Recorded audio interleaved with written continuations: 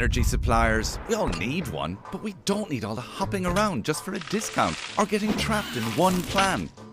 Don't take that. Take the power back with Pinergy Lifestyle. Use the app to see energy use in your home and choose a sustainable energy plan designed for your lifestyle, like work from home, family time, or EV charging time. So when your smart meter arrives, take the power back with Pinergy Lifestyle.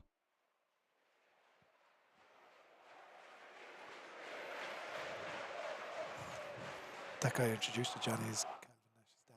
Oh, right, okay. His son is playing here, actually. Yeah.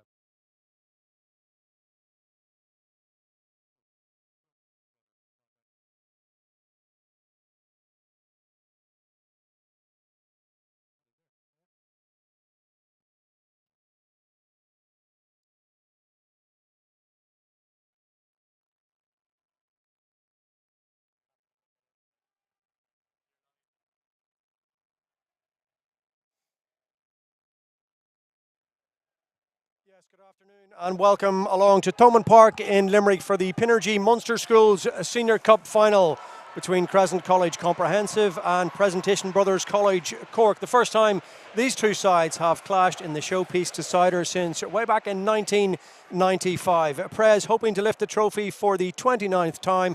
Comp have won it on 11 previous occasions, and if the earlier rounds of the competition are anything at all to go by, and in particular both semi-finals involving these two sides, we could be in for an entertaining and dramatic contest this afternoon. Two really enthralling semi-final matches. Prez look to be bowing out to their arch rivals Christians when we covered the game last month down at Musgrave Park in Cork, but somehow in the last 10 minutes they managed to find two converted tries to win the game by the narrowest of margins. And likewise, Crescent College had to dig very deep to see off a gutsy challenge of Bandon Grammar in their delayed semi-final match across in Rossbryan a couple of weeks ago. Ruan Quinn's hat-trick of tries securing a narrow 2-point win over the West Corkmen. It's always, of course, a terrific occasion and one that neither team will forget in a hurry. I'm delighted to be joined on commentary duty this afternoon at Thomond Park in Limerick by Gearoid, Prendergast and Jonny Holland. Lads, good to see you. Thanks for taking the time to join us. It's a funny one. No matter who you talk to, they always remember their days in schools rugby, and if they're lucky enough to be among the elite few that make it to a final and maybe get their hands on the trophy, it's one of the standout days in their rugby career, no matter how far up the ladder they go. Absolutely, Conor. Yeah, unfortunately I've not great memories myself because a former comp player beaten by Prez in a semi-final, and then my own brother Mike beaten, as Raj and him were talking about last night, in 95. But you're right, it's a period in your life in rugby that you'll never forget because of this, because of the atmosphere, and it's such a big part of your school-going days, you know, playing rugby. So that's an exciting day for these guys, and in a way I'm kind of envious. All the build-up, all the hype. I mean, you've got the bragging rights of the school if you come out on the right side of the result here today, Jonny, and a lot of pressure on young shoulders, but it's one that, you know, I'm always amazed to see just how far on these guys are at this stage in their career. And these two groups in particular, we've talked a lot about COVID and the fact that lads haven't played a huge amount of rugby. So coming to a stage like this, you know, it's Paddy's week final, you're playing on the main pitch at Thomond Park. It's a big challenge psychologically for them, but they usually rise to the occasion and give us an entertaining 70 minutes or so. Yeah, that's it, and they put a lot of effort into it. Like if you speak to the coaches and how much they're actually putting in during school time, before school, at lunch breaks, after lunch, you know, after school, there's a lot of effort put into it, and there's a lot of pressure for these guys. But you know, that's where the players are made. So you see, Ben O'Connor had a great semi-final, and now everyone's talking about him. So that's the thing that you get with these schools finals, is that there's a lot of pressure there, but it's the guys that come out the other side of that, all of a sudden they've got a stepping stone. So it's great to see. It's great to be up in Thomond Park for them, and you can see both sets of fans already going at it. So they'll be backed 100% by their crowd, and it's going to be very interesting to see who comes out on top. Absolutely, it's a really, really tough one to call, and the two stands, both the one behind us with the Prez lads and across opposite the cameras where we're situated here this afternoon, occupied by comp supporters, still filling up as we head towards kick-off. Well, as I said, these two sides met in back-to-back Senior Cup deciders in the mid-1990s. The 94 decider went the way of Crescent and is largely remembered by the superb talent of David Wallace in that game. Then again, in 95, Prez exacted their revenge and duly took the cup back to the Mardyke. Mike Prendergast, as Gearoid was saying, was on the losing side that afternoon in 1995, while the Prez out half who lifted the cup that afternoon was none other than Ronan O'Gara. Now, Tony Lean had a chat with the two lads about their memories of the big occasion and why the Munster Schools Cup final is so very important. Mike Prendergast, it's 27 years ago, and reading back on the reports, it seemed to be extremely painful then, but I presume you've got over it at this stage. We have, Tony. Well, I have anyway after so many years. But yeah, first of all, I can't actually believe it's 27 years ago. I still have memories of it. Obviously, disappointing memories, unfortunately. I remember as far as I remember, the score was 14-7. We scored a try in the first half through Dermot McKeown, through the old wall move that used to be in fashion back in the day, where you'd line up. I think it was about 5 or 6 forwards in a line, and the 9 you just give it to the first or second forward, and you'd have I think it was 3 players attacking towards the wall. And I remember we opened the wall in the middle, little pop pass to Dermot McKeown and under the posts.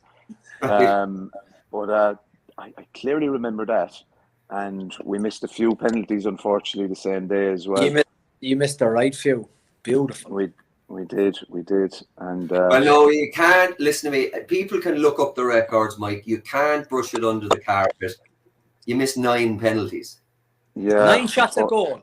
Yeah, 9, unfortunately. Yeah, and do you know what? The same arms and legs again coming onto the story. Do you know what? The same kicker, Conor Kilroy, had been and was after that an incredible kicker through his career, through his school career, and then obviously he went on to play a bit with Connacht and even some other with Munster and Gearoid, and was a brilliant place kicker. Raj, you'd remember him back really then. good A huge long distance kicker also as well. So unfortunately, and I would say that wouldn't have been a temperament issue either. You know, having known him throughout the years, he was kind of solid in his place in the Munster schools, Irish schools, was he, Mike? Was he? Yeah, you'd be right. That level, wasn't he? He would have been, and I think not too far after he was he with Munster maybe for a while, and then went to Connacht. Yeah, and played a good bit with Connacht, and actually, he played up in Dublin, as far as I remember. Was it with Blackrock potentially for a couple of years, and then obviously with Gearoid for a long number of years, and Darragh Sullivan missed, unfortunately, too, as well. Sully went on playing club rugby with me with young Munsters for a couple of years as well. And usually, again, a very reliable kicker, but just, I don't know what happened to us, unfortunately, that day. But we didn't do enough either outside the kids. I got to defend young Kilroy, Mike, because as I said, I did look through the reports, and in fairness, 2 hit the post. And there was 2 more were long distance. Apparently, he was quite a prodigious kicker in terms of distance. He was, yeah. His own half, usually no problem to slot him over. He was actually, Conor Kilroy, a real good all-rounder, very good soccer player, Gaelic footballer, hurler, everything, South Liberties, man. But, Tony, it is well known by the Kerry aren't going well if my aunt had balls. Yeah, but I'm interested. You see, that's why I'm interested in the kicking part of it. But look, the bottom line is, if you're missing 9 penalties in a cup final, Raj, do you have a recollection of that, or what are your memories of the day? I mean, first and foremost, you were the captain. Yeah, we were under the pump in the first half.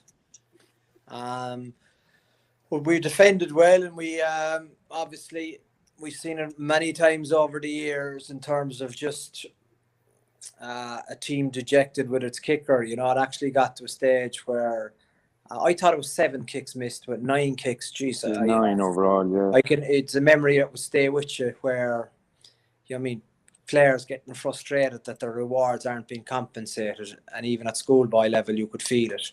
You know what I mean? Crescent were the better team, no doubt about it, but just didn't take their chances. I do remember though that they were. One of my memories of that game was a few of the Crescent boys they had a nice few tans in them. The boys, I think, went off to the Canaries before the game, and they had all the wrist strapping and the elbow strapping, all the fingers done, and everything was. I tell you, we learned.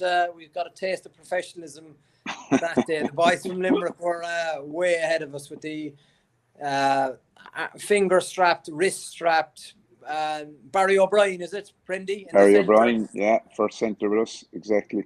Or second centre. Ray Nyland was first centre. Yeah, exactly. And Ray and Barry had all the additions. All the clobber. They were looking great in the middle of the pitch. By the way, Raj, talking of clobber, I mean, you were the captain, and I just looked at the Examiner from the couple of days, and even in the 2 days before, there's a picture of ye getting a load of gear or suits or somebody from someone the day before. So I'm presuming it was the kind of thing that consumed you around that time. I mean, your whole world was centered around the school's cup final. Oh yeah, geez, the training was animal. We trained, I'd say, Christmas Eve. We would have trained Stephen's Day.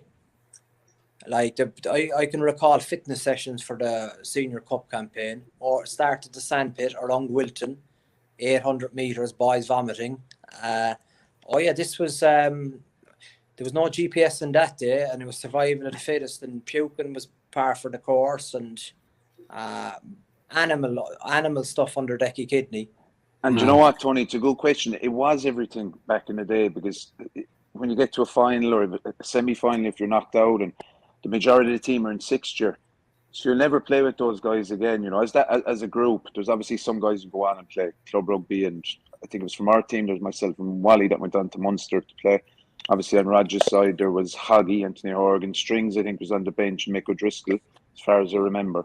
But around that time, I always remember it's everything. It's everything for you. And when it comes to a final, and that's why it was so I suppose so disappointing, because you know it's the last time you're going to play with us. And they're lads that you were in school with for 6 years, 7 years, and I'm sure you were the same, Raj. You know, you pal around with them as well a lot. You don't just play rugby, you become very good friends. And we still have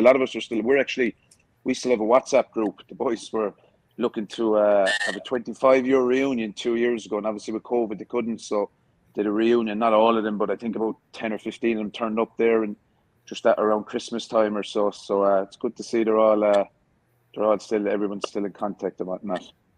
And I'd say the opposite is Raj. I mean, what's the story on the Prez side? How in contact are you? I mean, Eddie Hogan O'Connell was your halfback partner. Did you ever keep tabs on Eddie afterwards? Yeah, I know. I was being in contact with Eddie still to this day.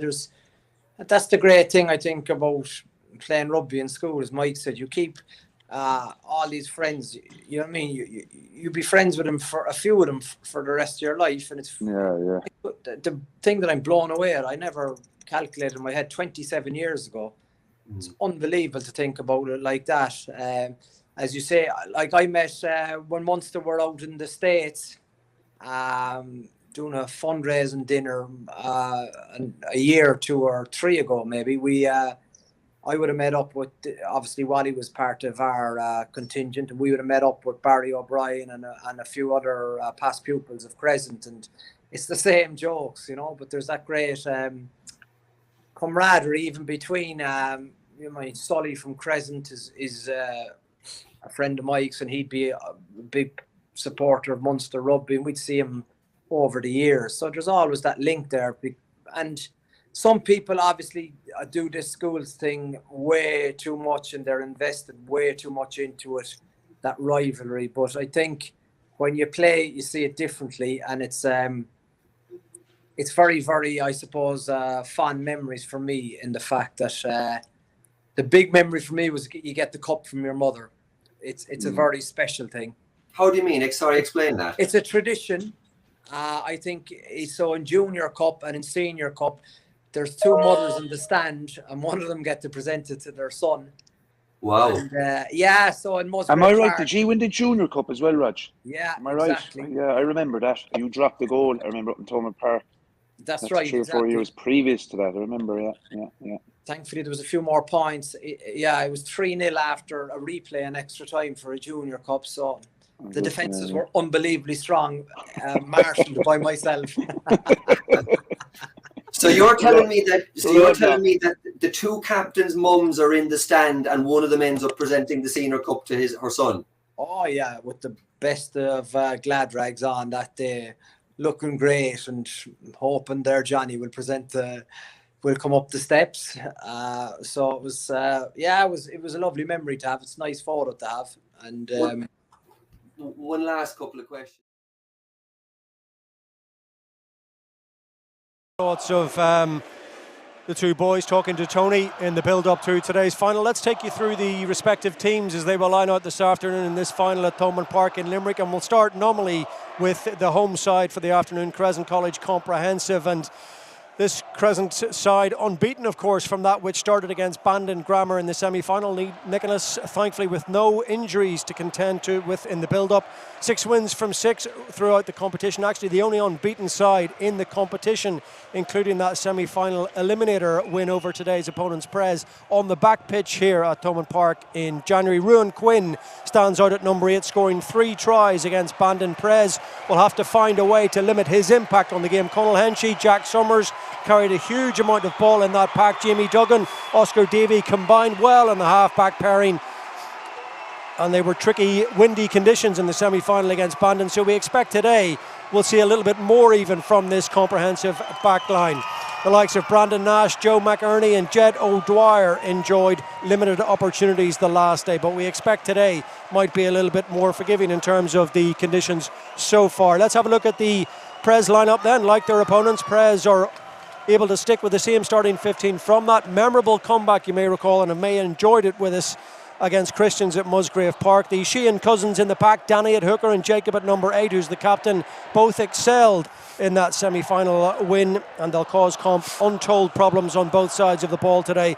Finn Roussel, who starts on the blind side flank, was among the tries last time out. Matthew Murphy and Harry Collin continue at 9 and 10. Sean Condon carried a significant threat and was rewarded with his try against CBC. Rory O'Shaughnessy also excellent throughout, but deservedly it was Ben O'Connor who stole all the headlines with his late heroics, including a try and a couple of nerveless long-range conversions. Crescent will have to find a way to counteract his influence across the game. He's a really, really tricky customer, but there are real talents across the park on both sides, and we look forward to both of them giving us a good entertaining 70 minutes of rugby here. We talked about Ben O'Connor. There tends to be a standout character. It's just the nature of the game. Some young players rise to the occasion, and certainly in that game at Musgrave Park in Cork, Ben O'Connor was exceptional. He took the game by the scruff of the neck in the last 10 minutes, and to stand up and kick 2 conversions from the touchline in what was basically a gale was incredible. Incredible, Conor, like you say, and I was listening to Raj talking about it last night. I mean, particularly I think it was the first kick from the touchline, like you say, in those conditions. You know, at that age, to have that poise and that complacency was incredible. And he was under a lot of pressure, let's be honest. But it was a fantastic kick, and those last few minutes definitely belonged to him. Absolutely, yeah. And you can tell a player when they rise to the occasion like that, you know, chest out, shoulders back. He loved every minute. What about the psychology of the fact that Comp have already beaten Prez on the back page? I know it was quite a while ago now at this stage, but maybe just something to have in their locker to call upon, that they know that, you know, if they play to their ability, they have the number of Prez. Yeah, you always think about that, don't you? Like what way that's going to go. So maybe Prez have a chip on their shoulder. Yeah. Maybe they're going to come back, or you know, Crescent will think that they have their number and know that they've done it before. So if they race into a lead, if they get the first score, that's when the psychology comes into it. And all of a sudden, the Prez lads, you know, especially when they're a small bit younger, maybe they start questioning themselves a small bit. But you know, at the end of the day, I think you can play that however you want. You know, depending on the result, you'll say that it mattered one way or the other. But you know, I think with it being a final and in the big stadium, you know, they're going to have to draw on other things too, and can't just rely on the fact that they've beaten them before in the back pitch. Just a different atmosphere, and I'm sure both teams will be looking forward to it. They're just going to come out of the tunnel now down below us. It's a great atmosphere, beautiful pitch, perfect conditions. They're probably riling each other up, I'm sure, but maybe a little bit of it is just trying to not play the occasion. First 10 minutes, settle in, find a rhythm. I think so, yeah. And I mean, you know, I know both coaching setups actually. I know the lads in the management on both sides, and that's exactly their message will be like, you know, don't let the occasion get to you now. Those first 10 minutes are crucial, and you know, get your footing in the game, get your hands on the ball, execute your set piece quite well, and then you know you'll build into it. But those first 10 minutes they're very challenging. They're, you know, your nerves are going, your emotions are high. Huge crowd here today.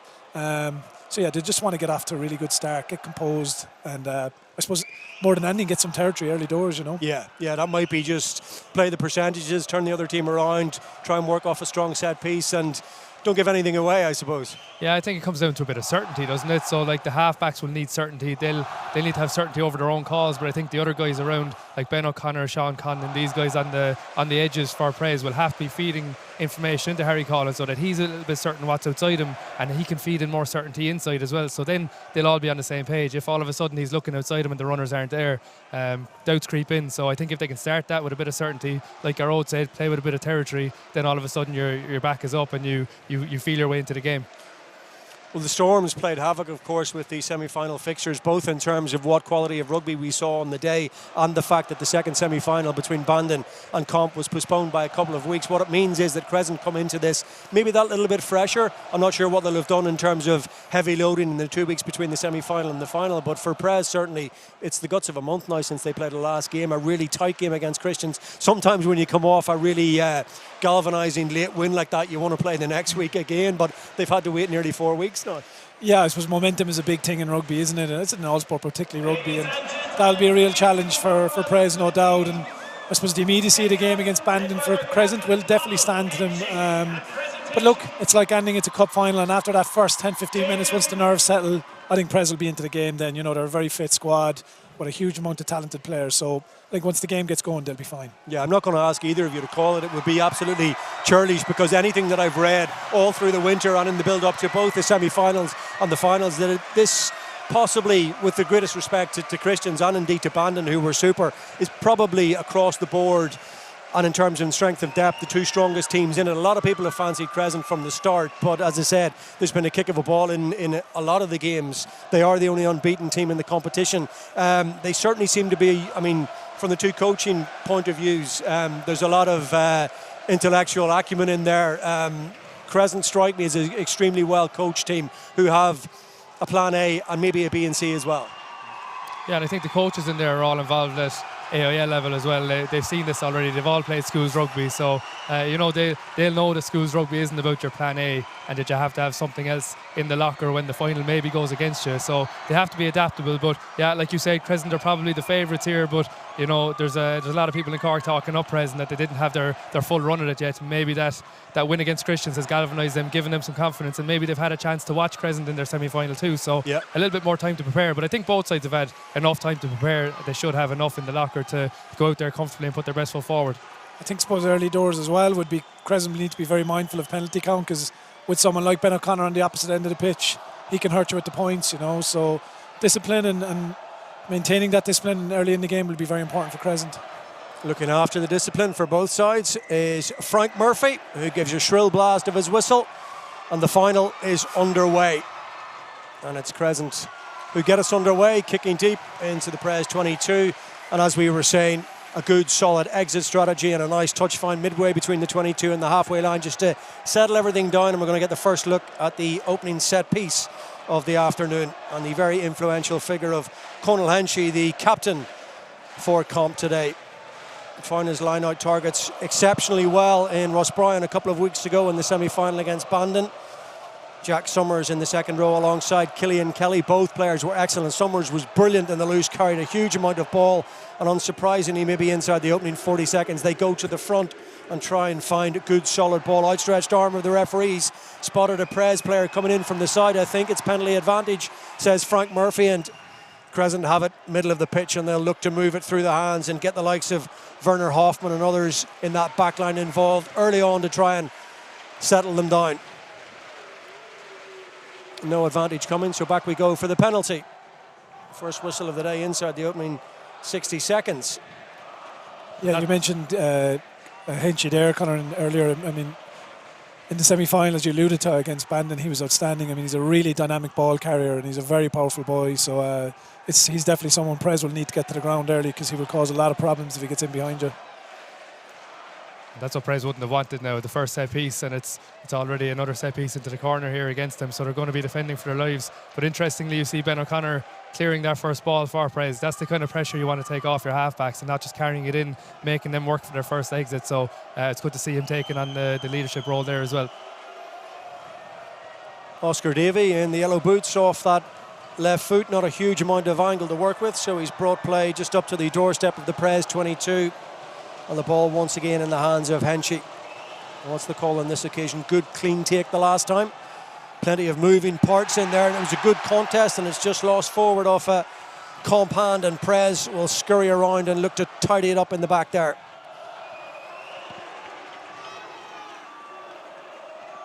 A real good fillip for the Cork men there, withstanding the pressure, winning the turnover through pressure, and the clearance kick, while sliced, it's not going to find touch, and there's a real tussle forward on this side, just almost into touch. Adam Toomey, it was, who took it, the right winger, carried on now by Finn Cowig.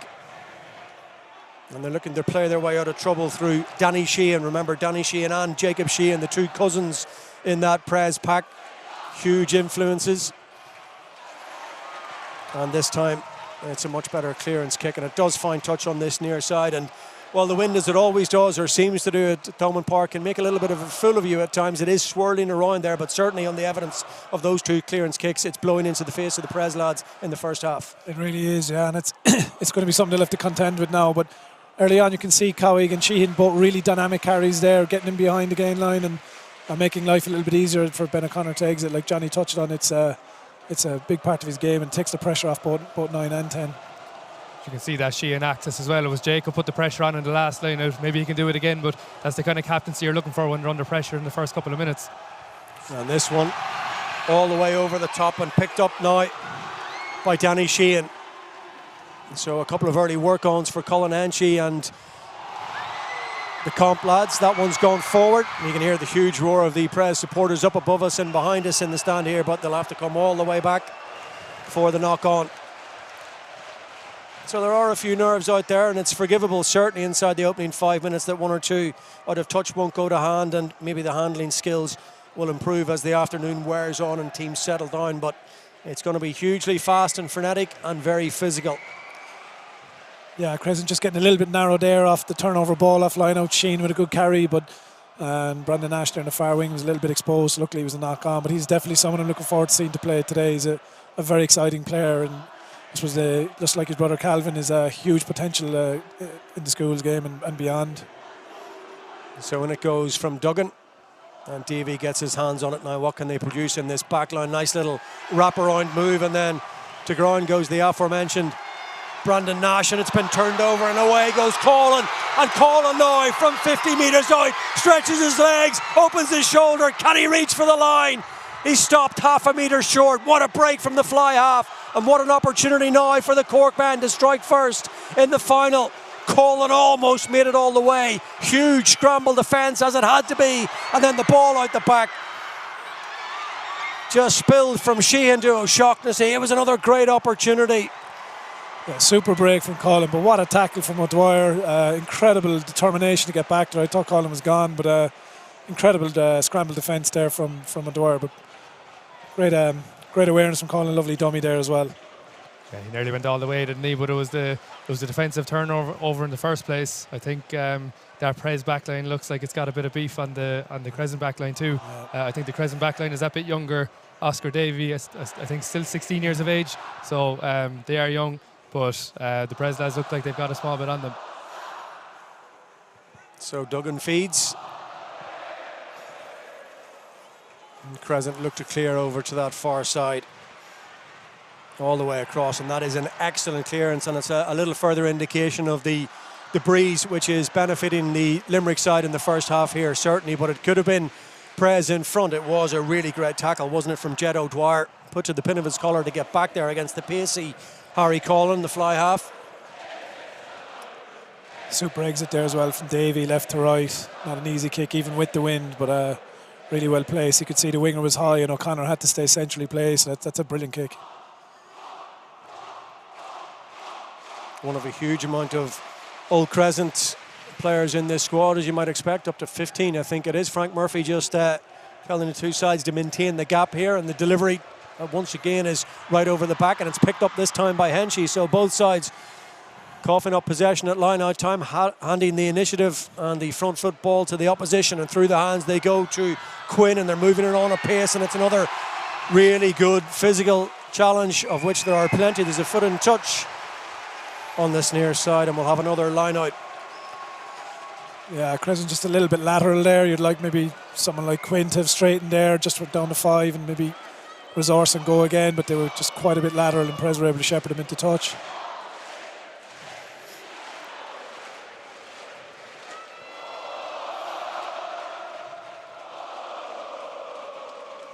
As always, a wonderful atmosphere, and I suppose technically speaking, Prez are the holders of this competition. There was no cup last season, and the previous year, well, they were going to have a final against Christians right up to, I think, a week, 2 weeks before the competition was eventually cancelled and they shared the trophy.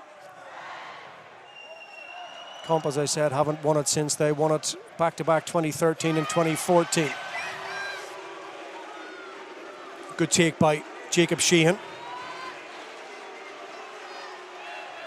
And now they funnel it back to his namesake, Danny. And look how strong and robust he is in the carry, but matched and then some by a combination of Jack Summers and Conal Henshy. Really good stuff. Yeah, both Sheehans there, very impressive, really strong ball carries there as well. And, you know, into the wind is exactly what you need in early stages of the game. So both Sheehans been very impressive so far. I think this is Prez's first chance of getting out of their half, really, with a set piece as well. This is going to be interesting to see if they can keep the play up here, because, you know, with Oscar Davies' big kick downfield there, they've always been in their own half so far, besides Harry Collins' breakaway. So we'll see if they can maintain some pressure inside in the Crescent half.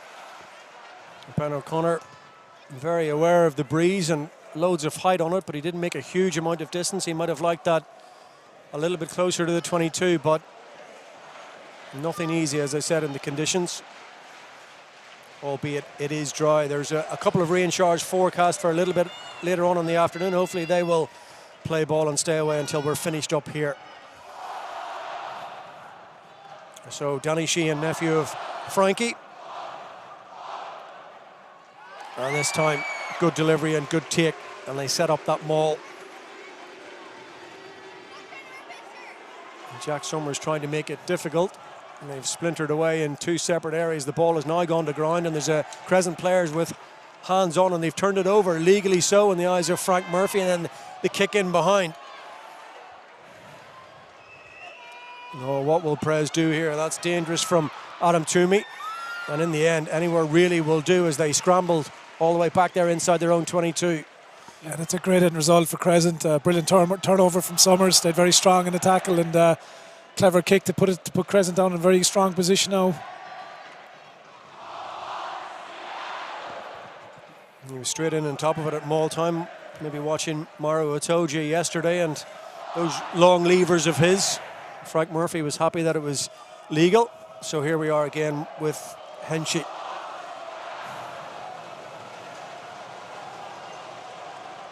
And this time it's Killian Kelly who's the target. On Bassa, and they get it into Joe McEarney. Jamie Duggan waits and out into midfield. Press set well in defence, making a lot of tackles, huge physicality. And they take it straight up the middle, but that's loose, and it's been picked off by Danny Sheehan. Working really hard defensively, Prez, and they get their turnover, and then just knock it forward. So they've called another little bit of pressure on themselves. That is probably touches on the nerves we spoke about at the start, Conor, you know, where there's going to be that first 15 minutes of feeling each other out. And, you know, we've seen a number of turnovers now. Holland there just getting turned over as well. So, you know, it's really about building some phases now and getting some continuity into the game. And both teams have coughed up some possession already. So that's probably touching on the pre-match nerves that we spoke about. It's good to see both sides, you know, changing their line out. You see Crescent going to 2 there. You saw Prez in the one beforehand. I think it was a 5-man. So they're obviously conscious that they've been maybe throwing away possession and trying to change that tactic so they can get control of the ball. And clearly we see Crescent there getting their field position here now. And here is that man, Ruan Quinn, off the base of the scrum. He only had Brandon Nash for company over on that far side. Tried to do a lot of the heavy lifting on his own, and once again there's an infringement spotted by Frank Murphy over there. Well, he did so much damage the last day against Bandon, you would nearly think it makes sense just to let him to lift everything off the base and just try and take on all comers. But twice now, Prez have coped with him very well off the back of the scrum there and earlier off the maul, so obviously they know the threat he poses.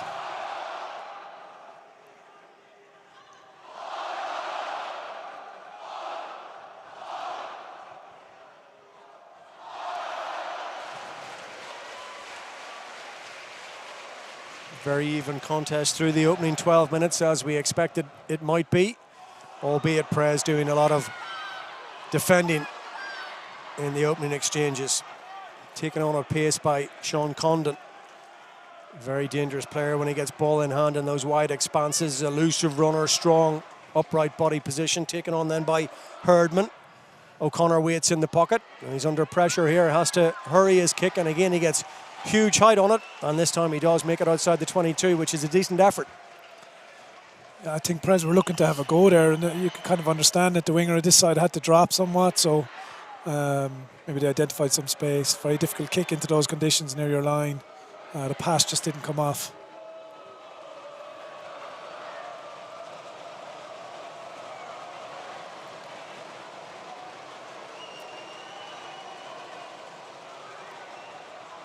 So Henchy waits again. Communication between Killian Kelly and Jack Summers. And again, it's clean ball, and they work it quickly into the hands of Duggan, and he moves it on to Oscar Davey and out into midfield. Crashing up the centre, but once again, the initial defensive effort from Prez is very solid. Can they find any space out there at all? Defensive lineup very, very quickly in the comp faces. It's a really good contest, isn't it? Brilliant from Rory Shock to see there 12. Excellent chop tackle. Stopped Rowan Quinn at source. Didn't allow that momentum, and that's something they've done really well so far in the game, Prez. Very positive defensive play there from Sean Condon on the edge as well. He wasn't afraid to make his decision, didn't back off, and he disrupted the Crescent play. And that's where you see the Prez physicality come back into it. I think, you know, they might not have the territory, but they seem to be stopping everything Crescent are throwing at them from a backline perspective at the moment.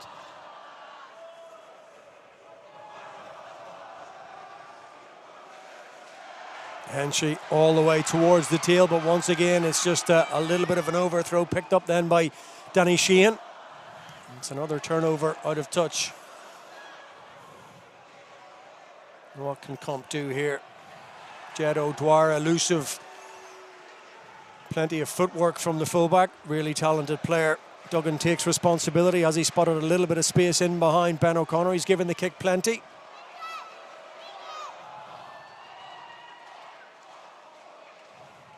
Will that fine touch over on the far side? That's a really good riposte from the fullback, who's beginning just to warm to the task and find his range in these conditions. What have we played, 14 minutes? That's very understandable.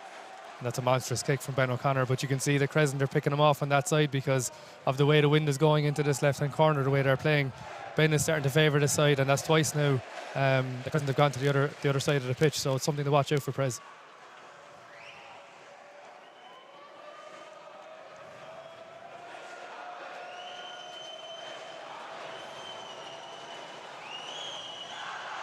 Henchy to Summers. Duggan to Davey. Huge height on the kick and hang time. It's only fractionally too long, which just gives O'Connor that extra second that he needed to watch it all the way. Nothing easy for the back three players under high balls this afternoon. O'Dwyer, they can't put him to ground conclusively, and he's able to carry on, make a couple of precious metres. Summers now, as I said, he looked very good with ball in hand against Bandon in the semi-final, and Ross Bryant played very well. Davey, good delivery, fires it into Leo Grady. And once again, it's the aerial route, clearly something that they've discussed pre-game. Two Prez players going for it and colliding, knocking the ball on, and then Henchy couldn't quite take it, but we're seeing plenty of kicking, and makes a lot of sense in the conditions and with the nerves and the handling errors we've seen already. Yeah, it's like Jonny alluded to, that side now is becoming a bit dangerous. That's the third time they've gone there, and this was Condon and O'Connor just probably didn't communicate there, and they were quite lucky because if Henchy had caught that, I think it was on there for Crescent.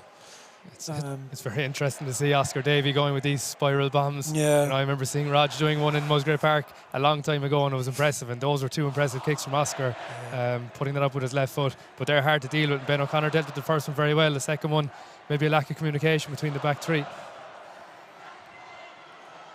So off they go again. Comp with Hoffman. Good clear out. Duggan. And here's that man Quinn. Three players drawn to him, and they get him to ground inside the 22. Duggan once more, and all the big targets queuing up. Kelly gets it back now to his fly half. Oh, he breaks the first tackle and gets a good offload away, and they're right in front of the sticks now. Options left and right. And back they come to Obasa, but look at the two-man hit. The tenacity around the tackle area. Huge physicality. Duggan hurdling over players to get to the ball in time. Max Klein takes it on and they're working it wide. Have they fashioned an overlap on that far side? Looks to be a 3-on-2. Is there space in the corner? They're in for the first try. Comp strike first in the final. Really, really good play. Both sides of the ruck. They zigzagged left then right. They fashioned the space. And in the end, they find a way through. And it's the Limerick supporters who find their voices and cheer their side home because they have the first try of the final. Is it Brandon Nash out on that far side who gets the last touch on it? Henchley heavily involved. Good quick hands from Duggan and Davey. From the fullback they go to Henchley, and all the while they had the width, they had the space. And that is a brilliant try. And you could see the Prez were narrow there for 2 or 3 phases, and Crescent were starting to go forward. They never really responded to that, the lack of width that Prez had in that defensive line. Yeah, and I think a bit of it started with Quinn's carry here on this side where it took out maybe 3 or 4 defenders. Then there was a carry from Obasa, and from that a really strong carry from Quinn.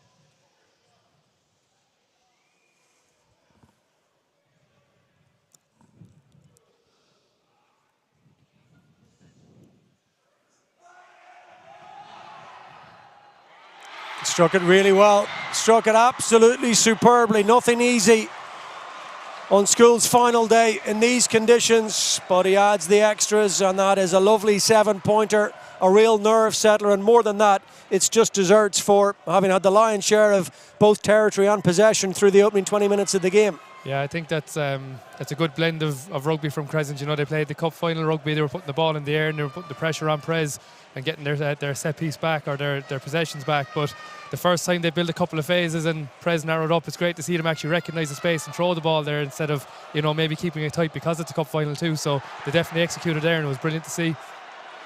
I think additionally it was very impressive was how square Davies stayed there on the short side by fixing that defender, and O'Halloran did the same.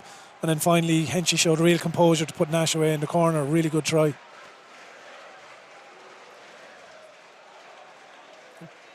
Prez have taken out the player in the air, so penalty, and it just gives Comp the opportunity, they've not found touch to apply further pressure down on that side.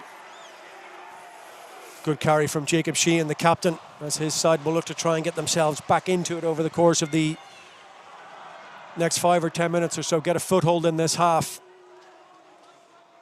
Haven't as yet seen too much of them in an attacking sense. They've not been given the opportunity. Sheehan again carries, and then there's the short pop pass inside. Crescent have players over it, and they've turned it over. They're going to get a penalty from Frank Murphy. That's really good play. I think it's Mark Fitzgerald, the tight head in there. Yeah, great steal from Fitzgerald. Very good technically, strong over the ball, and nowadays it just takes that extra second and you're gone, you know, and Frank Murphy spotted that. Great turnover. Important kick here now.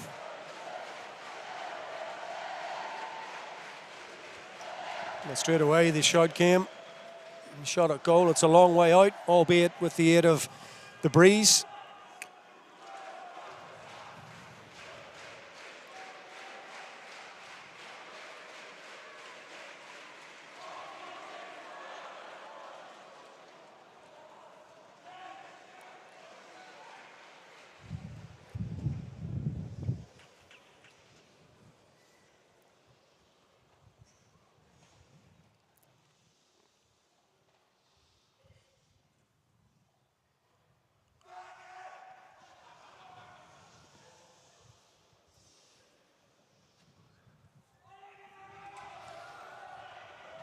No, has he measured that? He got under it ever so slightly and just pushed it fractionally to the left. Almost had the legs, just didn't quite have the accuracy. So it remains a 7-point game, but well worth a pop from that distance from Oscar Davey, a player who is growing in confidence, as indeed are many of the Comp lads around him, having got their noses in front with that brilliantly taken try. Yeah, this seems to be an important juncture of the half now. Crescent are starting to get on top, and like Jonny alluded to, they're getting a lot of territory down here as well, so it's an important time for Prez to really stay focused. Strong D effort here now required. Henchy finds his jumper, who was Kelly, and they're beginning to play with a little bit of flamboyance now. It's Max Klein, the flanker, into the action, and O'Dwyer, there's a big hole there, and he just swivels the hips and goes, and then he's got the pace to get away, and he leaves Ben O'Connor for dead, and Jed O'Dwyer has scored a beautiful try. 2 tries in the space of 5 minutes for the Limerick side, and are comprehensively taking this game by the scruff of the neck now. That was an absolutely fantastic try. First phase strike off line out, came back down the short side off a midfield hit. Really well executed, and superb running from O'Dwyer, who just spotted the gap between Sheehan and the inside defender, and just in out from both defenders. That's a super finish. It's a great finish, but you could see that all the attention was on Ruan Quinn on the inside. A double kind of blocking line there. Exactly. And you can't blame the Prez lads for going in and giving him a bit of attention, but you know, Jed O'Dwyer made the most of that and showed great ways to get in under the posts.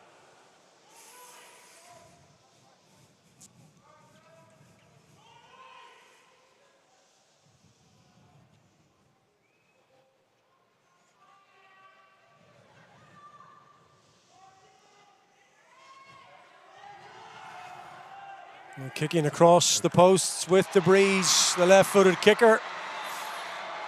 Beautifully done.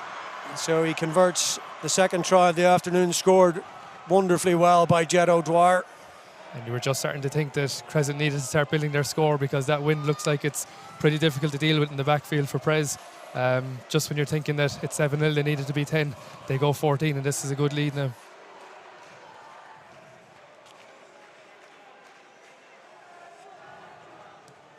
A little over 10 minutes of the first half remaining. It's been good fare.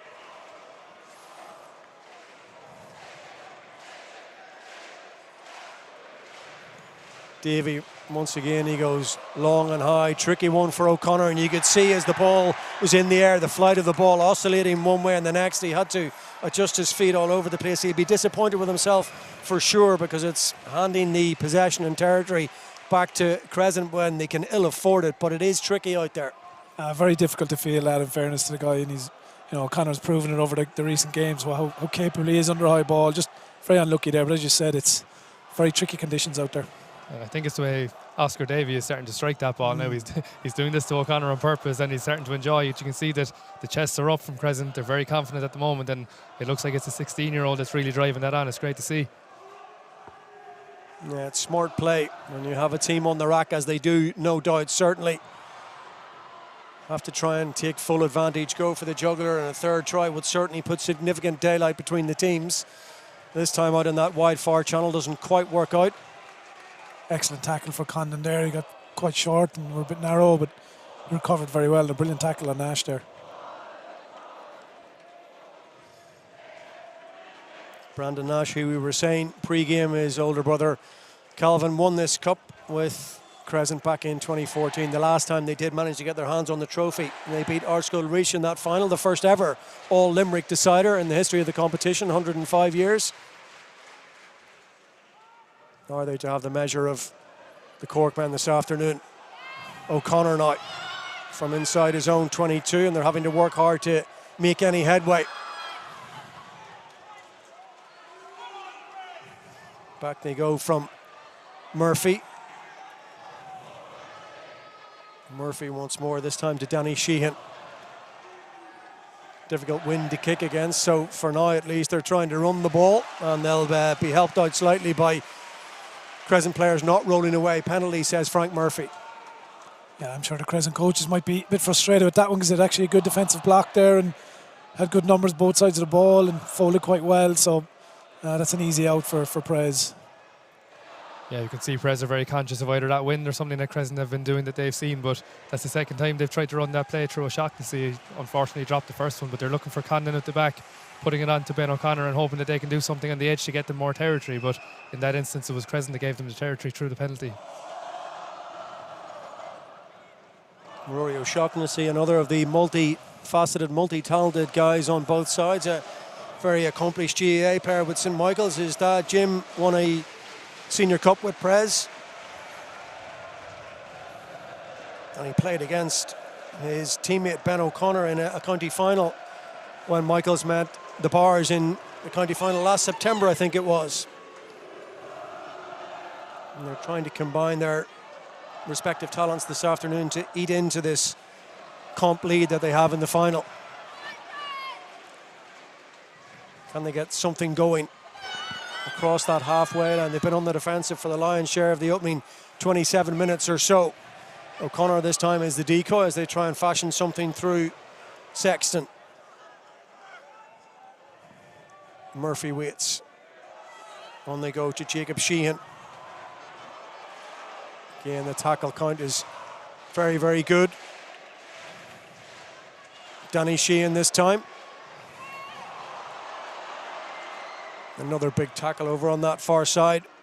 They're being stopped in their tracks. Prez here. There's a little bit of obstruction in there. Frank Murphy is happy to let play continue. Murphy will do that. Colin tries to get them moving, but look at the tackle. This time comes in from Posey Obasi on that open side flank for Crescent. They're off the line really quickly. Nothing easy for Prez this afternoon. They're not getting any time to settle. And they're being forced back fully 10, 15 metres from where they were just a second ago. And now they look to cover the backfield as Prez kick in behind. Is there something on from deep here? They've so many talents in that back three. We've already seen Nash and O'Dwyer, what they can do with ball in hand. O'Connor this time is solid under the high ball. He shows what he can do. Gets his feet moving and his hands moving, and space now potentially for O'Shaughnessy. And once again, turnover at the breakdown. Really good stuff over the ball. Yeah, fantastic kick chase there from Crescent. Obasa has been everywhere at the moment. His work off the ball is incredible. There's a real kind of hunt pack mentality, for want of a better word, with Crescent at the moment. They're really putting pressure on Prez in terms of their defensive block and forcing Prez to kick, and then they're getting back possession. And when you're kicking to a guy like O'Dwyer at the back there, he's a very dangerous runner, as he's already proven.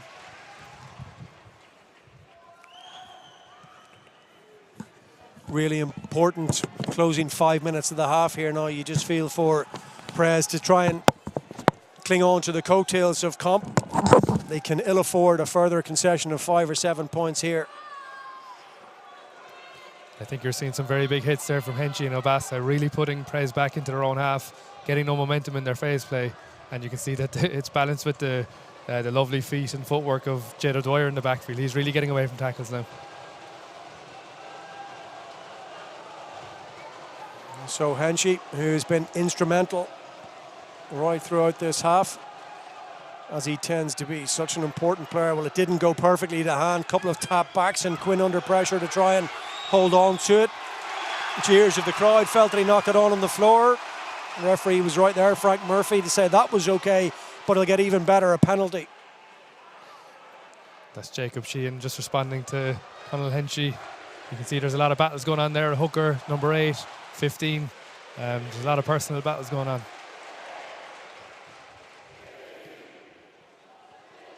O'Connor, a little bit lower in terms of his trajectory on this occasion, brings it almost up to the 10-metre line. 5 minutes to half-time. The half-time dominated by the Limerick side. Brandon Nash and Jed O'Dwyer with 2 excellent tries, 2 in the space of 5 minutes.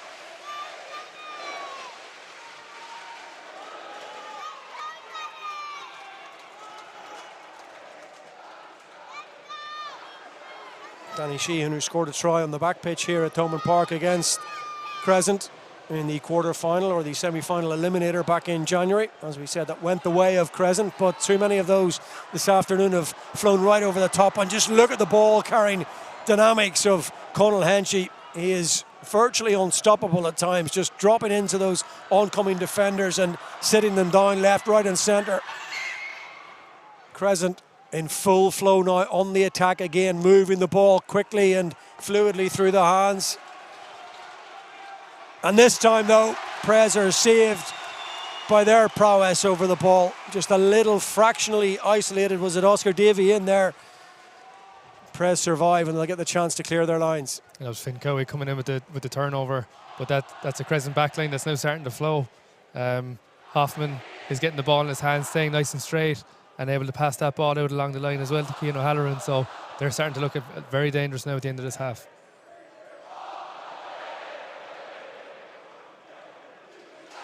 From a Prez point of view, it's really about not quite damage limitation, but if they can keep it to this score, then we'll find out over the course of the second half just how many points are in that breeze. And we saw them do it against Christians in the semi-final. They looked to be a beaten docket. Christians were dominating large parts of that second half, and almost Prez went out of the game for 15 or 20 minutes, but found a way to come back with those 2 late tries. So still very much all to play for as they hit Aidan Keane at the line-out. Ivor Dennehy is in there, and they'll fun it all the way back. Frank Murphy's arm is outstretched. He's spotted something there. So the Mardyke man with the penalty advantage, and they might need it. That's gone straight up in the air and off the hand of Ben O'Connor. So back we go for the penalty. And this is an important part of the half now. Crescent are just starting to give Prez an entry into their half. You know, it's a 14-point lead, but with that win and knowing what Prez can do, those Prez lads will remember that as well. They'll know they're not beaten yet in the first half. So Crescent need to keep them out here if they want to go into that half-time with their lead.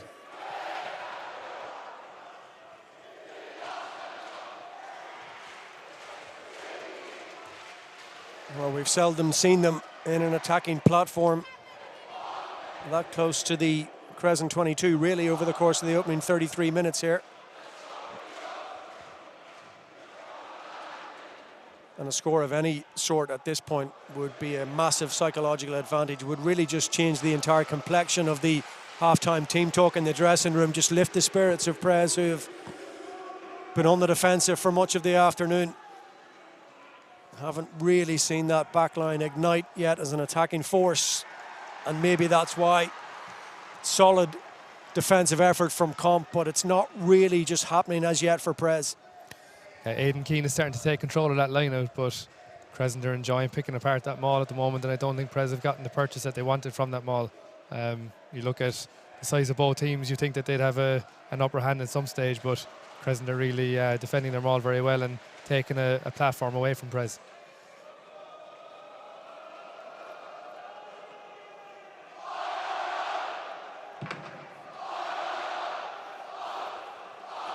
So in it goes from Duggan at the feet of Quinn into the arms of Davy, and he sliced this one.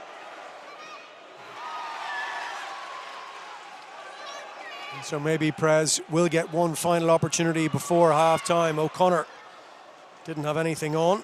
Sean Condon Joe McInerney rather, was right up in his face, and there's Jed O'Dwyer, the second of the 2 try scorers. O'Connor was forced to kick in behind when really he would have liked to keep the ball in hand. Good play again from Obasi, who's been really to the front and centre this opening 35 minutes. Hoffman, the inside centre, carries on this occasion, and there's Quinn again. Look at the way he just bounces off 2 players. That was Roussel and Jacob Sheehan, and they couldn't hold him. He was too strong and too physical. But Prez have it back. O'Shaughnessy takes it forward. Murphy, Colin out into midfield. O'Shaughnessy again, but the work rate of these Crescent players is admirable in the first half. Kick chase in behind O'Dwyer. He's going to use his footwork. He can't quite get away from Sean Condon over on that far side.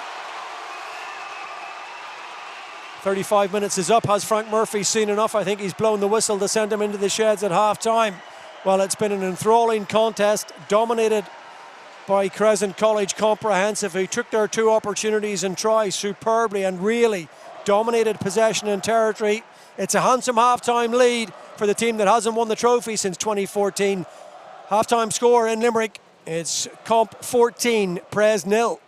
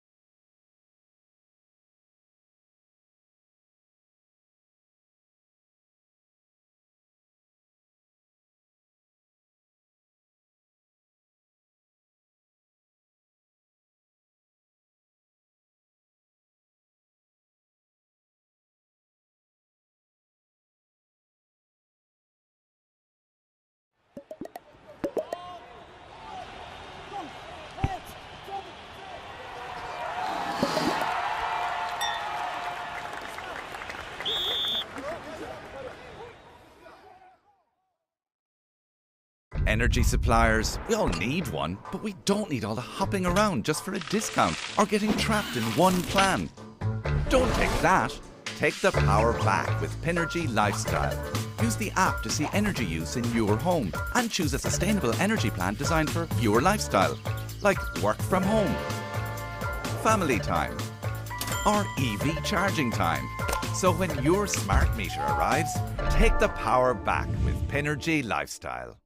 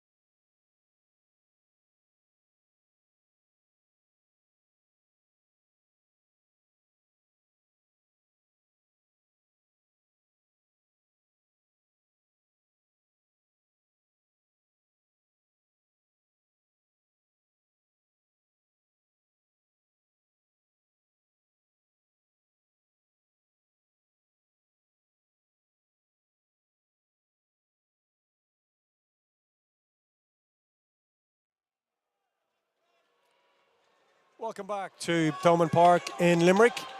And the half-time team talk for Presentation Brothers College Cork was the shorter of the two because they're first out on the park in front of us.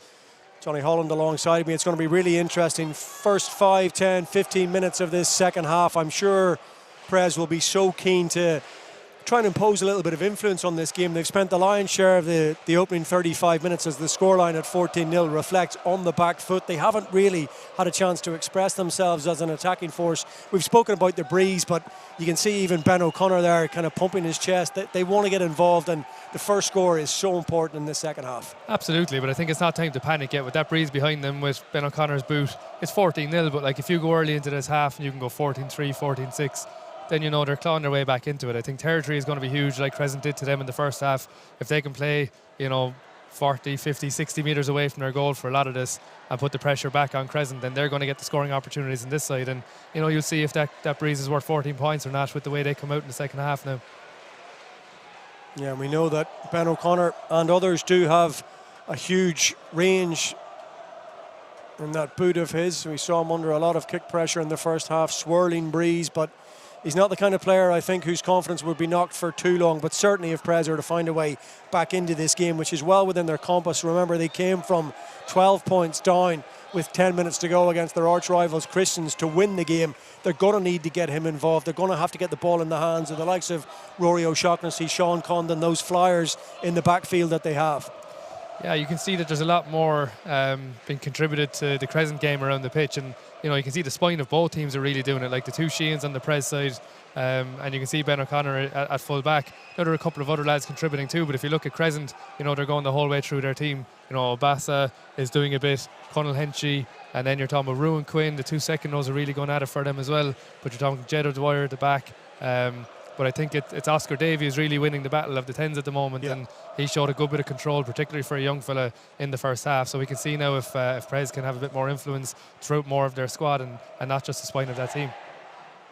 Interestingly, maybe from a coaching point of view, the Prez lads out, as I said, not necessarily early, but certainly first out, and Prez were ready to go. And I think a couple of the, Jared Burke and the lads maybe identifying that maybe Comp are playing a little bit of mind games here, taking their time to come out, so they've called them into that huddle just for a last little bit of advice before we get going for the second half. And I think it's important now that they don't get too pumped up either just before. It's 35 minutes of rugby, a lot can happen in that, as they've shown against Christians. So, it's kind of get their heads on them, make sure they know how to play the game. The same way Crescent did, get the ball into the air, force mistakes on the opposition and get territory, because they're well able to play. We could see them put phases together at certain parts of that first half. But they can do that again in the opposition territory. Then I think, you can see Crescent coming under pressure, giving some penalties away, and they'll get some shots at goal here. So then turning around 14 points in arrears, it's Prez who get us underway for the second half. Good clean early exit, good take, and that's a pretty good response. We saw the difficulty that Ben O'Connor had in the first half getting the ball up beyond that 10-metre line down in front of us, and that's pretty much exactly where Prez will restart the game.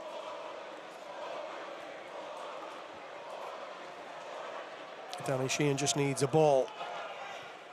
And again, you can see some clever tactics here from Prez in the set piece. They're shortening at the start of the first half, make sure they get their possession, and then the forwards that are hanging out look like they're going to come back into the small as they did in the first half.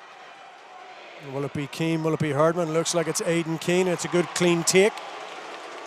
Summers is trying to get his arms in there to disrupt. He was very close to doing so, but Danny Sheehan has his hands on it, taking the ground, and it's there for Matthew Murphy. Lines up all the big targets.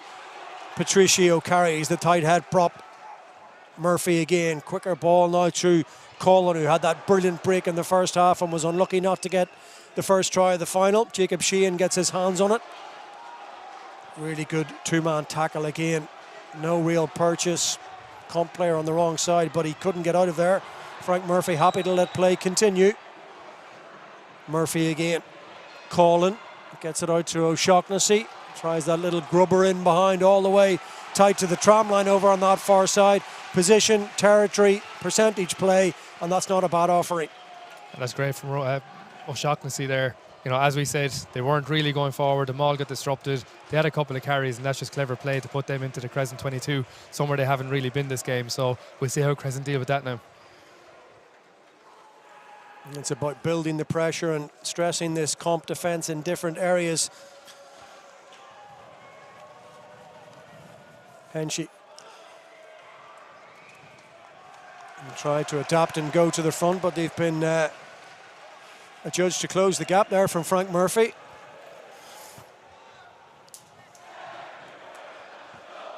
Difficult to see at this angle. I'm not quite sure it went to 5 in any case, but Henchy will go again. A good contest and a good take.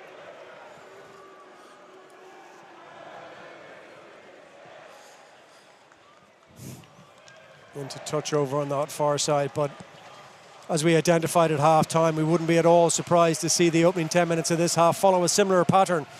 Certainly that's what Prez will be hoping, as we saw in the first half with this breed, just to try and tie Crescent into their own half of the field and down around their 22 and build some pressure. And you can see there the exits are just more difficult, aren't they? So now all of a sudden Prez are getting more opportunities in the Crescent half, nearly more than they got in the first half altogether. So they're going to get a lot of opportunities here to build their attack. Unfortunately, started with an overthrow. And Danny Sheehan tried to hit his own number 8, Jacob Sheehan. Instead, he found the comp number 8, Ruan Quinn. Jed O'Dwyer is there, and Hoffman now gets his hands on it up to halfway, and there for Jamie Duggan. Obasa takes it on. He had a really good opening first half all around the park. Duggan again to Davy, assesses the options. Elects to go back inside to Jack Summers, the big second row. Ball is slow coming back.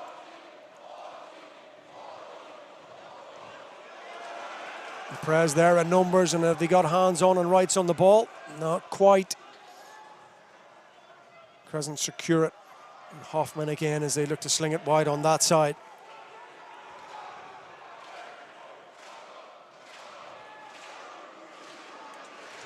Quinn again, so strong and so powerful. He's attracting 2-3 players to him almost every time. There's another really big collision again. Good tackle from Dennehy, the open side. Henchy now up against O'Shaughnessy.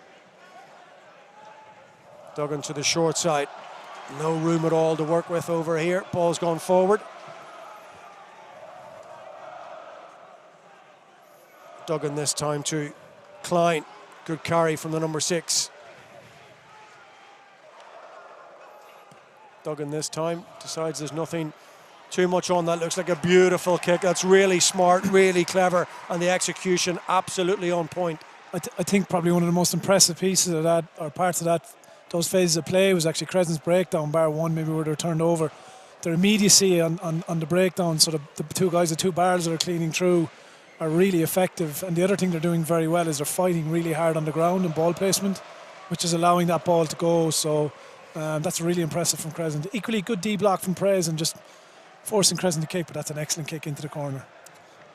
It's an excellent kick, and it's somewhere that Prez didn't get to in the first half, was it? So you can see now that Crescent have maybe an upper hand in terms of getting a bit of territory into that wind, something that Prez couldn't do.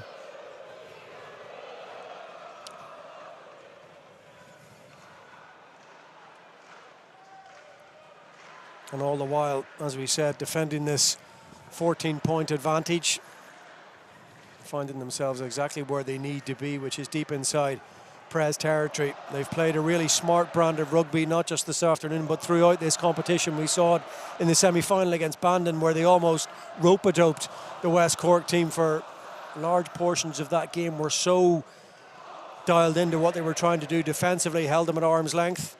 And then when they got their opportunities, most of them through that man, Ruan Quinn, they certainly capitalised and took them. And they might get another one here. Further problems at line-out time, and they're very, very tight to that line. Henchy is poised this side, and they're funneling around. Duggan will know that he's got lots of targets this way, and that's a certain try. Davy gets in the corner, and the first score of the second half that we said would be so crucial has gone the way of the Limerick team, and it came from troubles with the Prez line-out, and then they just had too many numbers on this side, and in the end it was a simple score. Yeah, line-out set piece unfortunately not functioning for Prez there. I think Crescent got at it, and then Fitzgerald with a really good carry, but nice composure from Duggan, didn't panic, and that's an excellent pass into the corner. Pressure is really now on Prez to get a score after this, because that's a big lead for Crescent. And that is a confident pass. You know, we were saying at half-time that there's a lot of confident play from that Crescent backline. Yeah, I have to say, but Duggan and Davy have been very impressive today, and like Jonny alluded to at the start of the day, I mean, Davy's such a young guy, but he's a very composed fly half and seems to have a lot of time on the ball.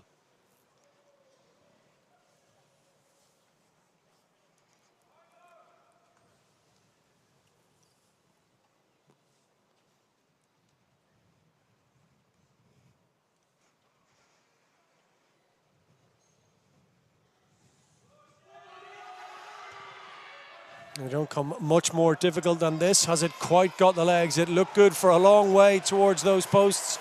Just faded off at the end, but he's done precious little wrong all afternoon. And it's turning into something of a masterclass so far anyway from Comp. They've been really, really good all around the park.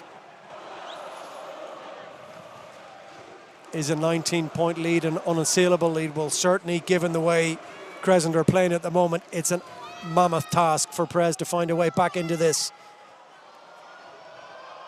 They'll have to hit back straight away.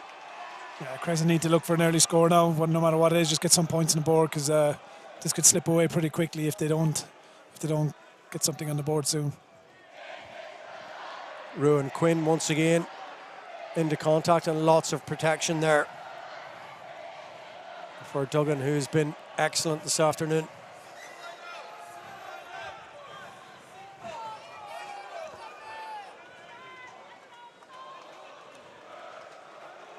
Prez have made some changes in the pack here too, just to see if they can ignite something, but they have to, as Gearoid has said, you have to get some points on the board and just get away from this 0.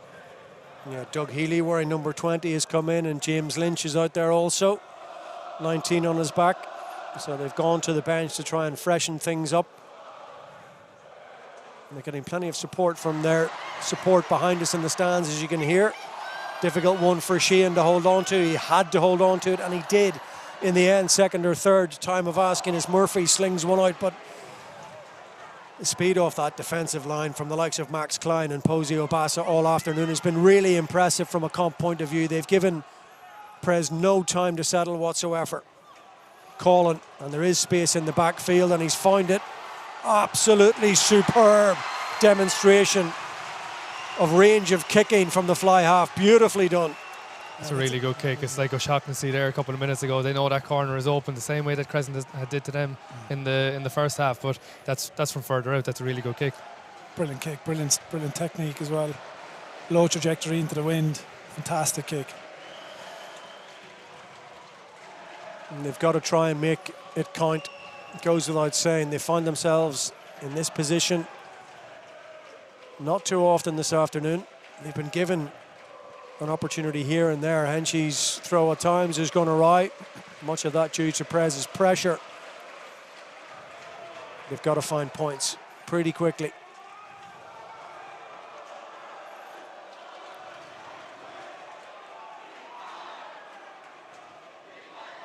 You see the assistant referee's flag over there, and they go to the back an awful lot, and she's put too much on it.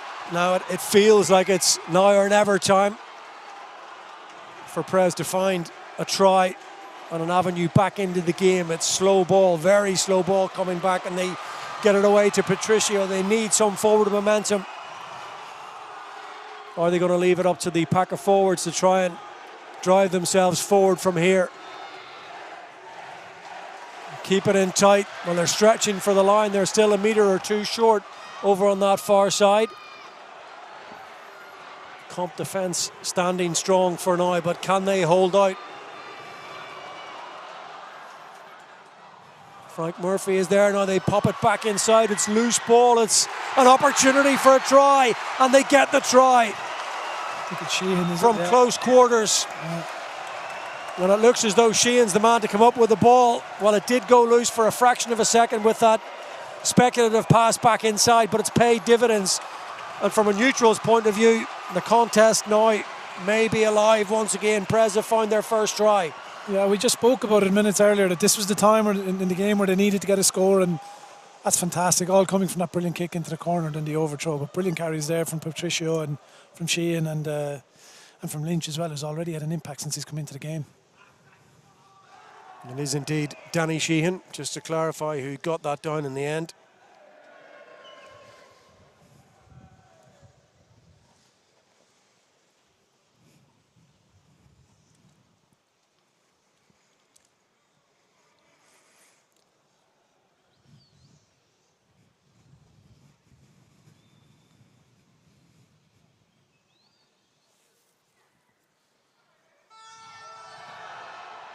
O'Connor's strike. They're chasing a big deficit. He can't quite find it. Every point absolutely crucial, but they've broken the seal, really. They've broken the resistance. They found their way to the try line, and so often in this environment, Schools Cup final, momentum is key, and maybe that's the galvanising score to give Prez the belief they need. Yeah, and I suppose they've the experience of the semi-final against Christians, when they did it as well. So there's still plenty of time on the clock, and they just need a good exit from here now and maybe get some territory again and put pressure back on the Crescent team. Yeah, you see those last 2 tries came from kicking into the corners and putting pressure on the other team. So I think that's going to be the template for Prez here to get into that Crescent half, as they've just done again. And that's ball in touch over on that far side. What about that for a kick from Ben O'Connor? Absolutely on the money.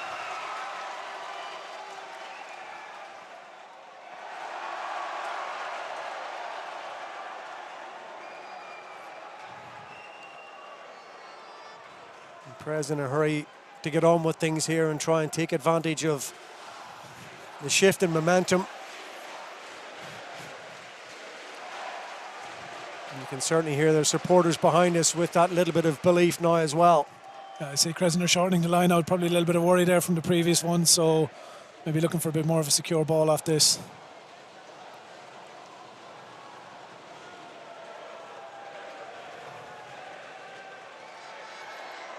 Secure ball.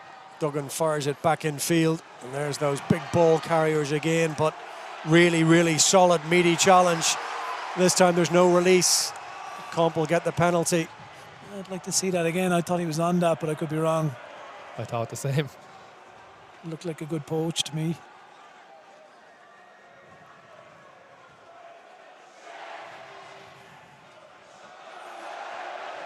Oscar Davey this time takes plenty off it. He might have screwed it a little bit off the outside of his boot, but it's evidence of that breeze again. We wondered, was it worth the 14 points, maybe even more than that at half-time? And having gone behind to that Oscar Davey try, Danny Sheehan's score absolutely crucial. A foothold in the game at this point for Prez, not a lot more than that, but something to build on. Better ball this time from Henchy, finds its target. Obasa again. Great game he's had in that back row. And they look very dangerous. They look very connected and cohesive, fluid, solid defence and into touch on the far side. Yeah, very similar setup to the strike play they had in the first half, which O'Dwyer scored off. Same again, banging up the middle off Obasa and then back down the short side, and again made yards. But good D there from Prez to hold him out. That's intelligent game management as well, isn't it? From their half-backs, knowing that they haven't had their hands on the ball. They've gone down by a score, so there's a little bit of certainty in their set piece. It was actually a great throw, a great take in the line out, and they knew what they were doing. Jed O'Dwyer looked a little bit dangerous there again, didn't he? Getting Henchy away, and the edge just ran out of space. Yeah, very well executed strike play again. So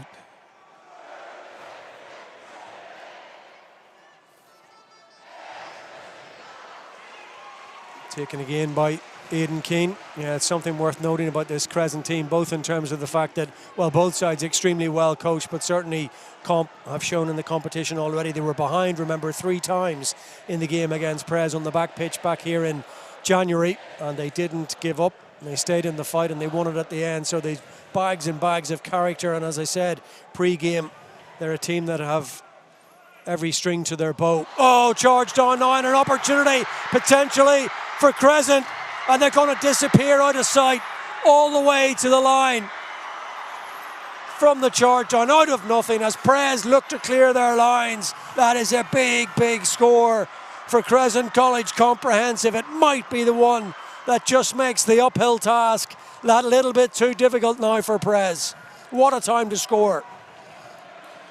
yeah, very difficult for Colin there. He's a right-footed kicker, and I think he was kicking left sided from right, and yeah, but really good pressure from Crescent, and Klein does so well.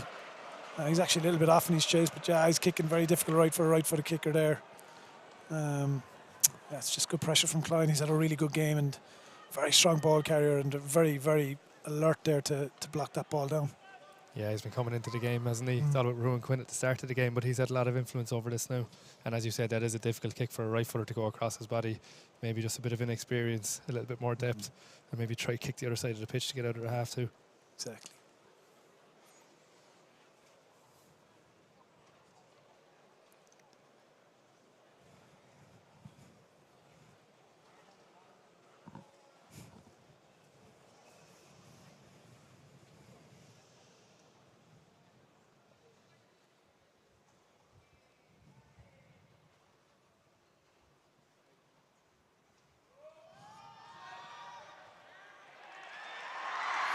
just stroked it over more than strikes through it. Beautiful, confident kick, full of conviction. He's enjoying himself out there this afternoon, Oscar Davey. There's no doubt about that. Really good charge down from Klein, and yeah, we spoke ad nauseum about Ruan Quinn and his influence, and arguably Obasa and Klein have done a lot of the heavy shift in that back row, but the very, very formidable triumvirate. Yeah, they've been really laying the foundations today for this Crescent team, all three of them, and as I said earlier, their work rate off the ball is incredible, and just here's Klein again now, just a really strong ball carrier. No space for Duggan. He's bundled into touch by Sean Condon. I think another player to give a mention today has caught my eye has been Jack Summers, the second row. He's been excellent today. Massive work rate, both in defence and in attack. Very effective tackler for a guy of his size, and he's definitely caught the eye today as well. I think he's been a key part of, getting their game back together when they think they're just about to hand a bit of momentum to Prez. Their second rows have both stood up and been very effective in the line out, very effective at dismantling that maul as well from Prez. So they've had a very good game. Yes, he certainly was one of the standout players in the semi-final against Bandon Grammar as well. Another of the Limerick minor footballers. And they just have a little bit of everything, as we've seen from the likes of Jet O'Dwyer as well. Elusive runners, really, really connected back line. Two very solid half backs and strong as well. Prez, though, have turned it over out of belligerence and needs must in terms of some pretty aggressive counter-rucking taken into contact by Danny Sheehan. Ball is a little bit slow coming back to Murphy, and they build again from the 22. They won't go down without a fight as they move it wide now to one or two of the replacements looking to put their hands up and have a say on this final. Sheehan again. Look at that physicality. No way through whatsoever. But Prez will get the penalty. No release in the tackle. Yeah, I think they'll need to go corner here, though. Looking at the time on the clock, they have no choice but to go corner.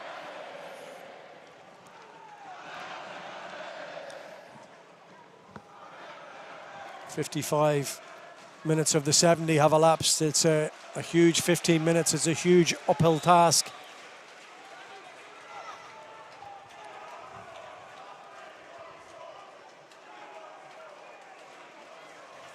It would be a sensational offering just to get themselves back in.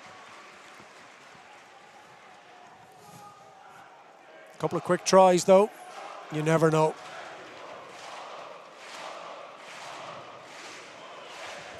Or is it going to be Crescent on their way to a 12th title?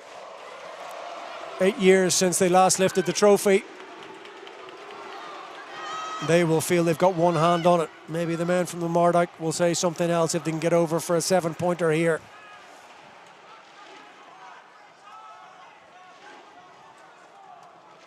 Around the corner they come. Coig with his hands on it, but again, Comp have pinched it. Big tackle going in there from Doug Healy, but look at the yardage that Crescent have managed to make. Under real pressure was Duggan, and he's charged down. Coig gets it away to Patricio. Difficult man to stop if he can get any momentum. Now, do they want to put it wide here? And Frank Murphy indicating an advantage to Prez here. All or nothing at this point. 57th minute of the game. Is there space maybe for Dennehy? They're screaming for it out wide. Murphy, oh, through the hands it goes. Once again, it's a very, very good tackle. But all the while we were paying advantage over on this near side, says Frank Murphy. Yeah, really good defensive effort again from Crescent. But, credit to Prez, they're still battling away. Patricia there to the front and to the forefront, I should say, and Coig. Both two props at this stage of the game. They should be tiring, but they're not. They're still going, and you've got to credit this Prez team. They just never say die attitude. Tap and go from Danny Sheehan.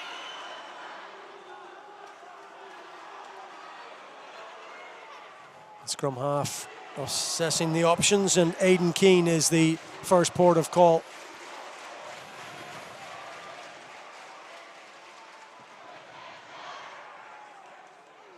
On they go again. They're having to work very hard to get any real purchase out of this Crescent rearguard whatsoever. Obasi in there again, making an absolute nuisance of himself there, right in front of the posts now. Oh, and a little bit of a miscommunication. I think the pass went beyond Healy, and Patricia wasn't expecting it.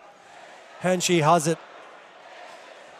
Comps survive that latest foray into their own 22 from Prez.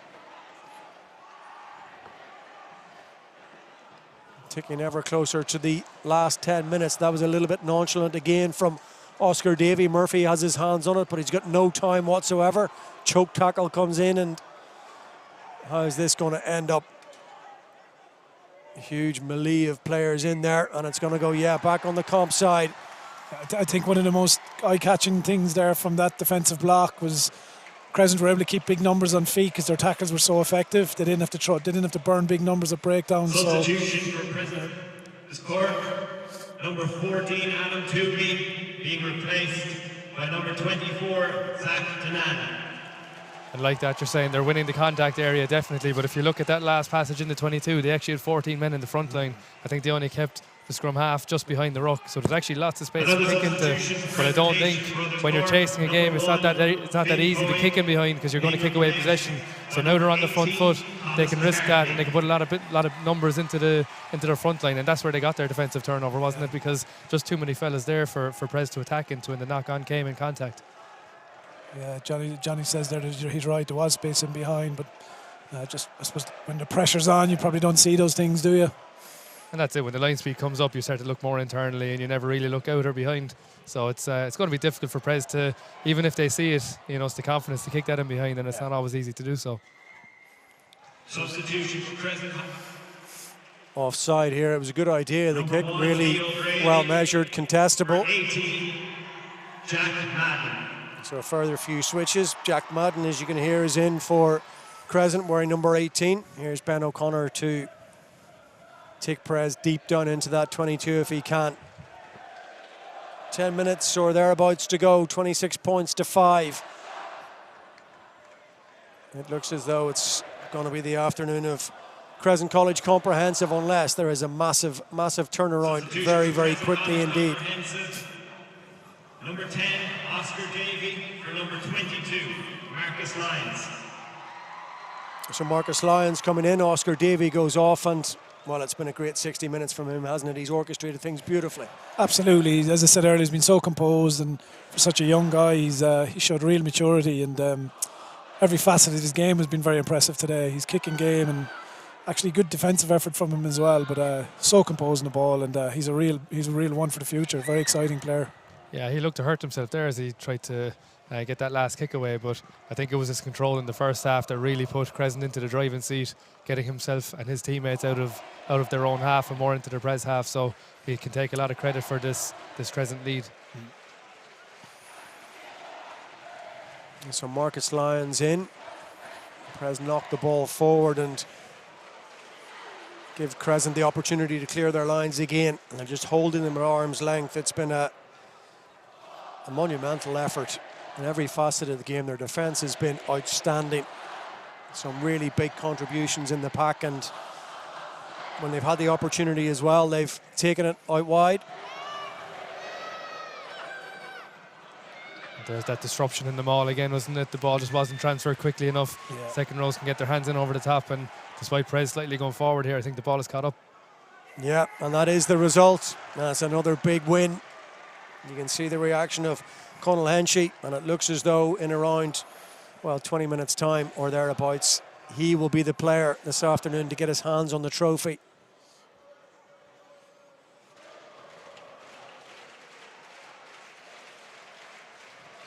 I think an understated game as well, by the Crescent centres. Hoffman in particular is very, very physical in there. He said at the start of the game that the Prez lads looked like they had the edge physically, but Crescent really stepped up and they've punched above their weight, particularly in defence.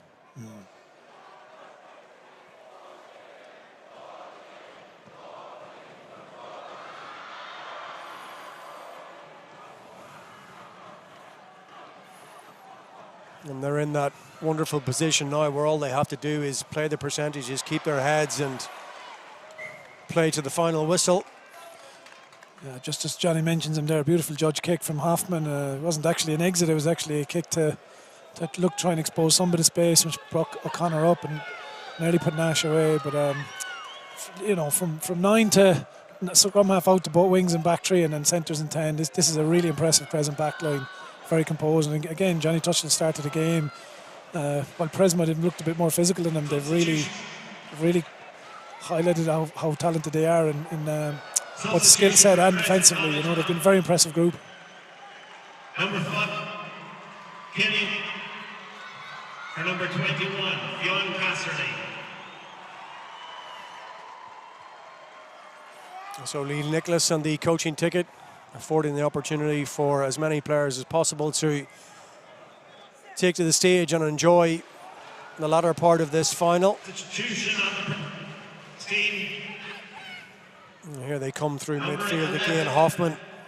Andon for number 25, Aidan Cook. He looks a very neat player, but they've turned that over. Ivor Dennehy has got it back on the Prez side, gets it away to Danny Sheehan. Quick hands, beautifully done. Transferred from Aidan Keane out to James Lynch. Murphy again. Patricio, who's worked tirelessly this afternoon, so indeed has Obasi. What a game he's had. And it's that kind of tenacity and aggression that has forced the errors and the turnovers and the knock-ons, which have made life very difficult for Prez this afternoon. Clever little kick there from Lyons as well in terms of, getting more territory and eating up the clock. It's exactly what Crescent just want now is in these next few minutes. Feels like at this stage you're just going to see the game out, doesn't it? Prez aren't really coming back with a punch right now, and Crescent know. You can see the lads are starting to give the hand signals, slow it down. They're going to go into their set pieces here and probably frustrate Prez to the end of this game. Contest at the tail of the line out again, and Ruan Quinn has his hands on it.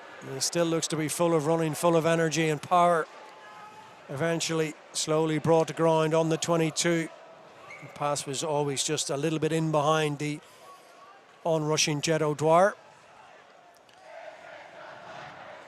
Young team, they'll be difficult to stop again next year, you fancy. And the last time, of course, won this competition, they won it back-to-back in 2013 and 2014, having not won it, incidentally, for the better part of 2 decades, since 1994. Yeah, that's a very valid point. A lot of these players will be there next year again, so they'll have this experience behind them as well, which is invaluable at schools level.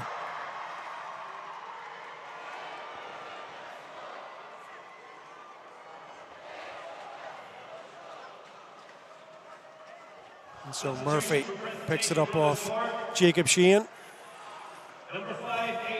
O'Leary Kareem. Move it on again. Big tackle going in from Casserly. Thumped away downfield from Collin. No, he's judged that very, very well. Just kept in play and only just away over on that far side. But anywhere really will do. 3 or 4 minutes remaining. And while we said at the outset there's been huge drama in both semi-finals,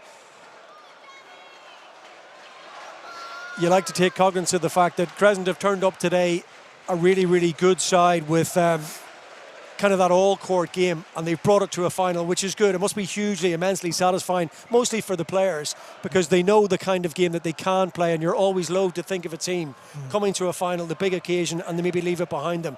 But they've really given everything, and they've shown all they can do today. Yeah, you mentioned the players there, and it's such reward from, like Jonny just spoke about at the start of the day, the sacrifice and the time you give this. So for these guys, I'm delighted. I have to give a mention to the coaching ticket as well, to Lee and to Matt Brown and these guys. They've done a fantastic job. Ian Sherwin, I think, is involved as well. They're, as you can see from today, they're such a well-coached team in every area of the game, and I've been really impressed with their breakdown. I've been impressed with their skill set, and most importantly, their decision-making. So, hats off to both. And probably final mention would be to the parents. They're the ones that make big sacrifices too, and I'm sure there's a lot of proud dads and moms there today as well. They've been excellent. Penalty for Comp here, and they're just playing to the final whistle. And look, it's difficult to even imagine how tough it'll be for those Prez players. They, on the other hand, may feel they haven't given it their all. But let's flip that on the other side to Comp. Haven't really given them an avenue into the game. They've given nothing away cheaply, and they've found a way to respond and retaliate almost before Prez have been able to do anything. Yeah, and I think the big thing that you want from these games, with it being cup finals at underage level, is that someone goes and wins it. Yeah. And I think that's been the case today. You know, Crescent have come out. I think they've really won the game. They've got some great tries, and it's just probably a very satisfying game and game plan execution for those coaches, because of course the players are the ones that have done it and executed it, but it looks like they've done what their coaches have been asking them to do, and it's been very, very controlled from the start. That was almost another wonderful turnover from Max Klein, who had his hands on that and felt like he might have got a decision from Frank Murphy just when it looked as though we were going to see a little bit of a final flourish from Prez as they broke downfield. Here they come again now with Harry Collin. He might have injured himself in the process there as Killian Toomey gets his hands on it, and now Jacob Sheehan.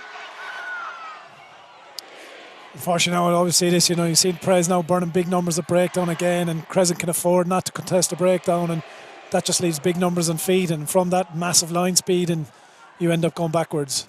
But you can see again, they're playing into a 14-man front line.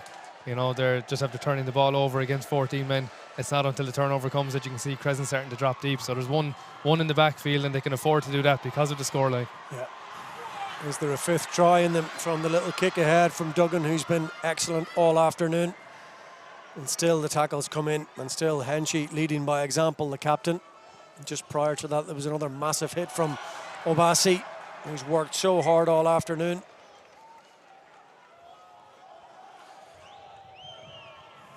Small little thing there to say. I always love to see it in a player. Henchy, even though a game kind of more or less won out this stage, still barking at players with a minute and a half to go, demanding everything from everyone around him. It's great to see.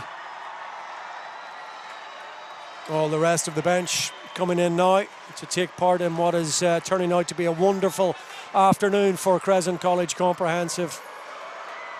1-15 and well beyond, deep into their rich reserve of resources, who've played their part, well, pre-Christmas as well, of course, in the mini round-robin league series. And as we said at the outset, Crescent are going to finish up as the unbeaten team in the entire competition, having won, as it will be now, all 7 games and beaten today's opponents and finalists twice in the competition. That is no mean feat. Some very big scores along the way. They beat Christians by 40 points to 28, scored half a dozen tries in that game.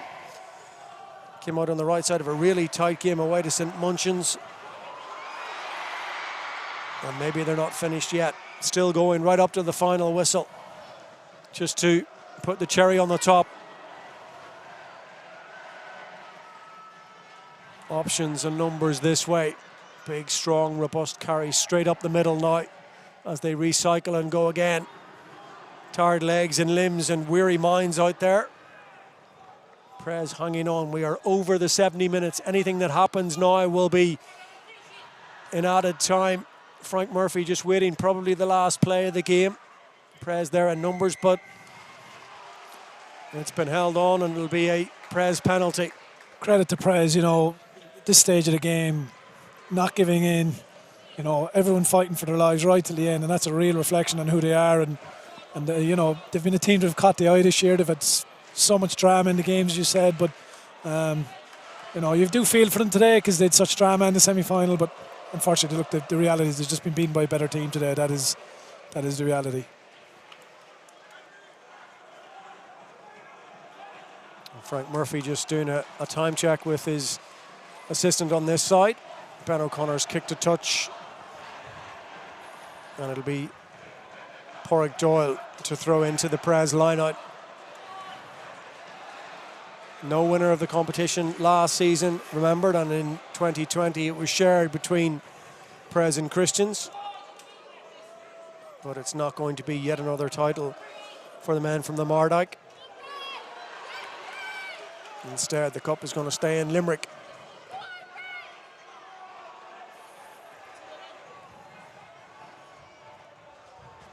The ball is there for Murphy. And still full of running, still trying to get what would be a scant consolation, but a consolation nonetheless of another try. But still, the determination and speed off that line from Comp, and the hits keep coming in. They've worked tirelessly defensively. They've been excellent in attack. They have been absolutely brilliant right across the park. It is a Crescent College comprehensive masterclass on the biggest of stages, and they have won the Pinergy Munster Schools Cup final comprehensively in the end. 26 points to 5 against Prez just underlines their superiority, and they have thoroughly deserved their afternoon at Thomond Park in Limerick. What a game from the team that came in here as many people's favourites, and they justified it from start to finish. Yeah, hats off to them. And again, we said it, the coaching team, but it's not easy at schools level when you've got that kind of pressure on you. They probably could have been favourites coming into this because of their record this year. But hats off to them to turn up like the way they did, especially early doors in the game. Got that territory, got those early scores, and just built from there. And just so many individuals you could pick out today, but as a collective, they're a fantastic outfit, very well coached. I thought the back row in particular today really caught my eye. You know, Abassa, Quinn and Klein, 3 superb players, ball carriers, you know, very high work rate, and then well controlled from 9 and 10. So strong centres as well. You probably could go through the whole side. They're a quality team, and exciting thing, as you said, Conor, is there's quite a few of these guys there next year as well. And that's the thing, like you can't stop naming them once you start, because they've actually all had very good games. But it was like, you can see they're very fluid in attack, well able to straighten their hips and still give the pass, like you saw with the first try from Henchy to Nash into the corner. But it was actually their defensive line, you know, it wasn't really breached that much today. And they just looked really, really dominant. They weren't giving Prez anything easy, and that's cup final rugby. They played their territory, they set their defensive line, and they're fully deserving of their win. Absolutely, yep. And they took full advantage of the pressure in that first half. Scored those 2 tries in quick succession from Brandon Nash and Jed O'Dwyer. O'Dwyer taking his try absolutely beautifully, and previous to that, the Nash try was wonderfully constructed. Great awareness of where the space was, and that confidence to put the ball through the hands and find the space, make that overlap count. And they will enjoy every single minute of this, not just today and tonight, tomorrow, but for a long, long time to come. It's been a long time coming for Comp. 2014, 8 years since they last got their hands on that famous trophy. But they will have a 12th title to celebrate. Yeah, today's going to be a special day for them. It's funny, even listening to Ronan O'Gara last night, when you think of what Rog has achieved in his career, and he was still able to remember elements of that day in Musgrave Park 27 years ago. So, you know, this will be a special day for these guys, and yeah, it'll be long in the memory for them. They'll have a WhatsApp group for years and years to come, decades to come. But there's the other side to that too. You can see Prez, you know, they've got their arms around each other as Crescent are celebrating, but that will tighten them up as well, you know, and hopefully it will give them a bit of a chip on their shoulder to keep going on. Fellas who are leaving school, they'll find their clubs, and it'll drive them on a small bit to stay in the game, because they haven't really finished on the high that they've wanted to. Likewise, the guys who are still there for next year, they'll bring that hurt into next year, and they'll galvanise the rest of them. And, you know, it doesn't mean that they won't go on and achieve things again in their career. Yeah, you can see Ger Burke there talking to his players. He'd be so proud of the effort they've given right throughout the year. Huge commitment, exhaustive commitment on and off the pitch in terms of what they do behind the scenes to try and get themselves into this kind of condition. But Ladies and gentlemen, look at the celebrations on the other side of the coin. Great support, great colour, great noise, great rivalry, yes, but great fun as well. And so many of these players actually, as recently as last summer, played together on a Munster under-19 cap as well. So they'll meet each other down the road, I'm sure. Yeah, there'll be quite a bit of familiarity with some of these lads. They've played rep teams together, and they'll move on now from the 18s potentially into 19s next year, and then on, please God, into Irish 20s as well. You know, so there's an array of talent in this pitch here today, and we're going to hear a lot more about these guys in the next 2 to 3 years.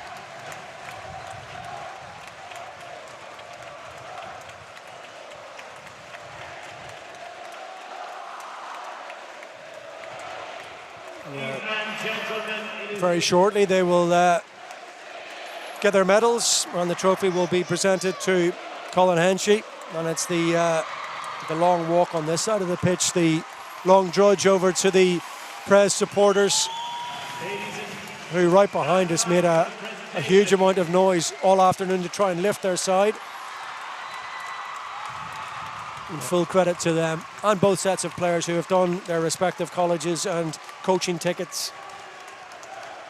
Huge credit this afternoon and right throughout this competition. It's been a really, really good Munster Schools Senior Cup this year. Lots of other colleges, Christians and Bandon, Munchins, Rockwell, have all played their part in some way, shape or form throughout the campaign. Pinergy have backed it extremely well, and we've been delighted to bring it to you in terms of the live stream on the Irish Examiner. But there you see what it's all about. I think just before they lift the cup, I think it's important to mention the Prez coaches too, because as players put in all the effort and they go away and they recover, the coaches are still thinking, still getting their tactics together. You know, there's a lot of effort gone in there, and they've got a good coaching ticket there. So it's good. You know, it's important to give them credit as well, because there's a lot of effort gone in there. Absolutely, yeah. The likes of Cian Bahan, I'm saying Ger Burke, the head coach. Ger's done a fantastic job. He's an excellent coach, and Cian as well. These guys have a lot of pedigree in terms of coaching and huge experience in the playing side of things as well. So they'll be bringing a lot to the school for the next couple of years. Welcome, Vice President.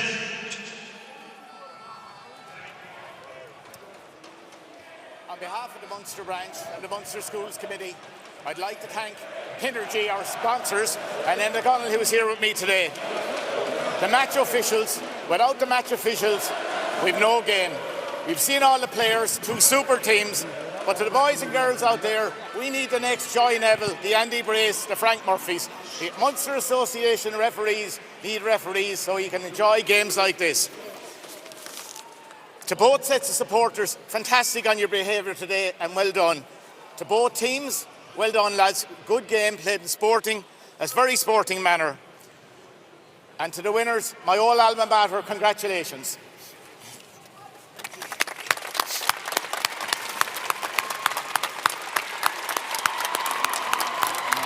Where's Mummy?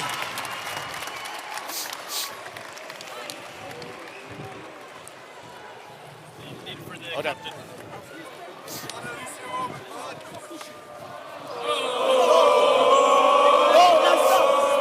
This is the moment that they've worked hard for, that they've waited for.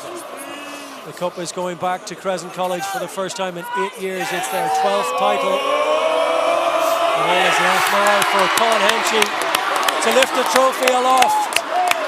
The afternoon at Thomond Park belongs to Crescent College.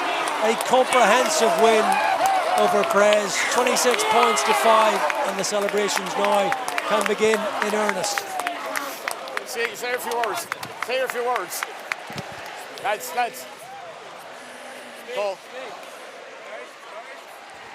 And now the hardest part of the afternoon. The captain's going to have to say a few words. He'll probably be more nervous about this than the rest of the afternoon. Hello? Is that working?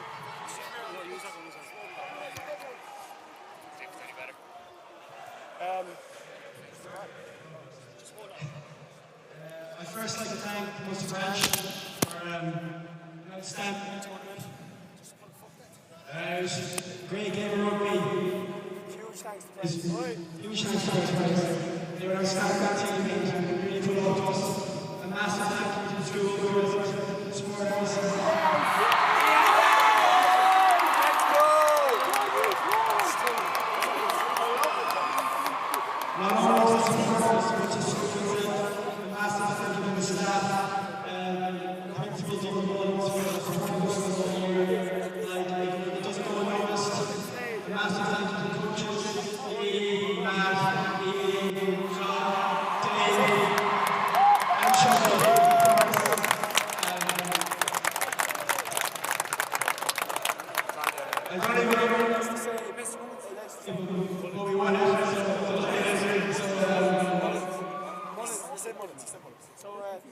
Thank you very much.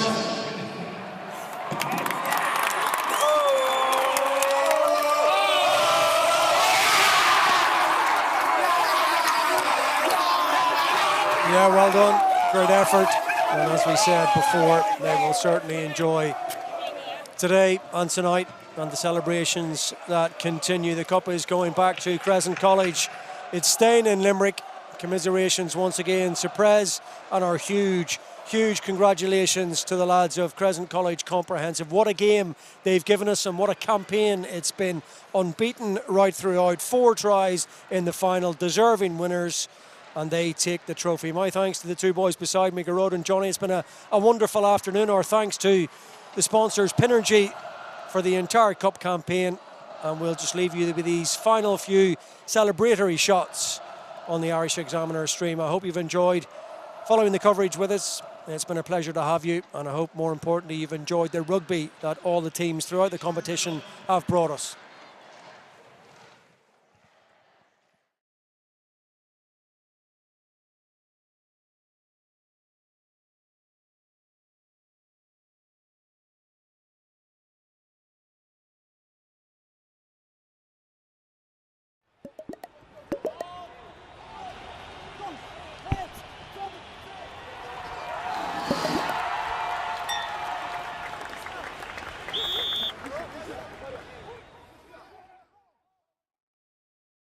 Energy suppliers, we all need one, but we don't need all the hopping around just for a discount or getting trapped in one plan. Don't take that. Take the power back with Pinergy Lifestyle. Use the app to see energy use in your home and choose a sustainable energy plan designed for your lifestyle, like work from home, family time, or EV charging time. So when your smart meter arrives, take the power back with Pinergy Lifestyle.